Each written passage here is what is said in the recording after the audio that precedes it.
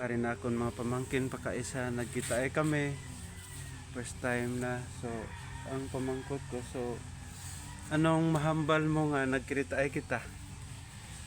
May aga, blessed and thankful man nga nakakita ay naman kami sa sininga tinion sa pagtipon kag dugay naman wala kita ng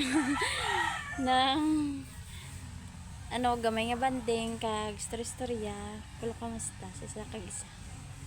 Okay, so thank you so much sa omning coming namon nga PNP someday. So thank you so much. So anong mensahe mo sa imo utod, imo magulang, labi na sa imo papa or parente or lolo kag lola?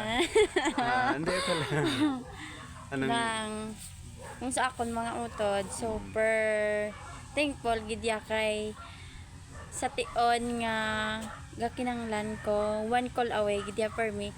Tapos akon dulo kag lula inang anuman ako man papasalamat sa Ginoo nga sila ang ginatag sa para sa amon para magbulig kag magsuporta kag pagpalangga sa amon kag sa akon mga relatives ano man nang dako man nga blessing nga sila akon nakaupod sa sa kalipay kag kasakit. Amon na to. so anong wish mo sa ila? Lang gid for me good health para malabot ang mga handom sa tagsa. Okay, so anong wish mo sa imo Papa Junior?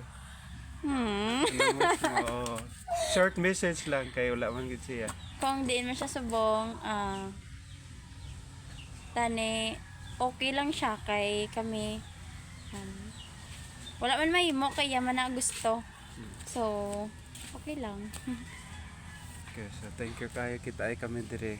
Thank you so much. Amon teacher. Ay la, mo ulang. So inang anong feeling mo nga nagkita ay kita? Mga relatives, parente or Super isa happy gid because a little short banding maka-share sa mga experience sa life. Then, isa pa ka if ever mahibunot ka, pwede mo ma-share sa ila. And hinang basta happy gid. Lain ang feelings basta pamilya mo makitaan.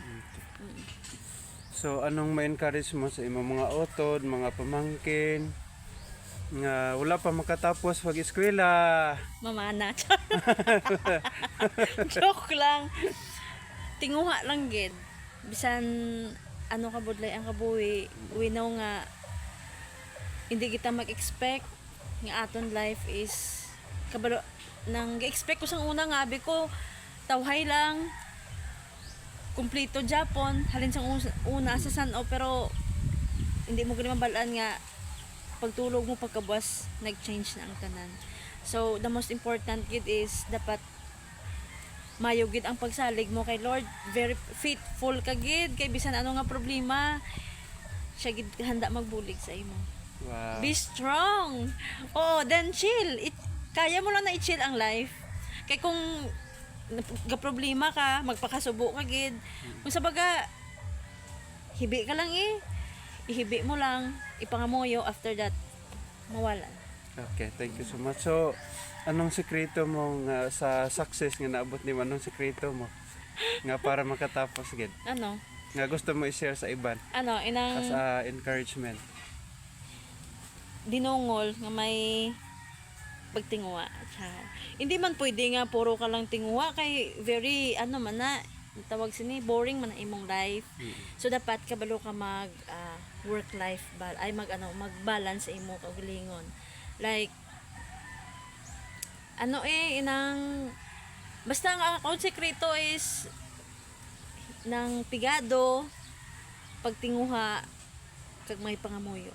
Okay, thank you so much. So anong gusto mo pasalamatan ni Lord karon? New life. Tapos as ginhimo ya ko nga strong nga pagkabata. Kay siguro kung wala ko Lord, wala na ko. Syempre because of my life experience bala nakita nyo naman kung anong kabuhi namon, di ba? So ginapakita ko gid nga makita nyo ko sa personal nga very strong, pero may time ginaya nga kung gabi nga ako lang gina-question ko si Lord nga amo ni ginatag mo kabuhi sa akon, pero gapang ibabaw gid nga everything happens for a purpose. So salig lang gid amo lang gid na akon, because siya lang gid may masyaran man ko nga iba nga tao, pero lain gid kong si Lord kay tanan-tanan hibumonod mo sa imong heart, kaya ya gid niya i-comfort.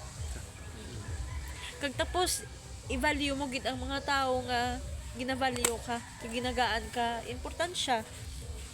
Ang importante gid mayo lang ta nga tao, tapos wala ta may gina kontra nga tao, kag much better gid nga mas palanggaon ta gid ang own family ta. Okay. So, Inday, anong mensahe sa imo lolo, lola, mga utod, labi na sa imong papa karon nga wala dire wala siya makapiling ninyo? Sa akon mga utod, super thankful man ko nga sila ako na nautod, because sa ginahambal ni mama nga sa nga pa siya gusto ko gid nga kamong magutod hindi maglinaway, so we keep it amo lang gid na kay wala man ta ibang palapitan kung may problema ta. Oo, okay lang niya kung sa kasadya kay pwede ibang nga tao updon ta, pero within sa problema una-una mo gid nga palapitan is utod mo. And then ang gina-encourage ko lang gid sa akon mga manghod, bisan ano man kabudlay ang pangabuhi ta, I am here gid, ginambal ko na sila nga bisan matabo ara si manang handa gid ka mong suportaran, because gusto ko i-prove sa kay mama nga ang gin pangabudlayan niya sa una hindi mausik. And then within sa akon lulo kag lula, super thankful gid ko ila ni tatay kag ni nanay, because sa ano nga sitwasyon wala gid kami nila ginapabayaan, handa gid sila mag-support kung anong basta makapamaayo sa amon, they are ready for them. Okay, so thank you. So anong masaling mo sa imong papa So kung makakita sa nga video or makadungog siya kay wala man gid siya dire? okay sa amon sa kay papa, gina tani okay ka lang, mayo lang lawas mo. And then as bata iya wala gid ko ga wala man kami nagkulang siguro, hindi man kami mga ritubado tani madumduman niya bala nga life is very short, tani kung may time pa nga what is good. I know bata gid siya sa Ginoo, kabalo gid siya kung anong dapat ma-realize lang na. Salamat kay sa mga pamangkin ko. So happy kami kay nagkita na kami diri sa Talisa sa funeral service pagid ni akon mama kag iya lola. So thank you so much niya. Memory verse gusto nimong salamatan sa Ginoo, or memory verse gusto nimong favorite verse nimo nga naghatag nimo sa encouragement? 1, children, obey your parents in the Lord, for this is right. Amo gina-prove. Yeah, thank you. God bless. Happy katama ko. Bye.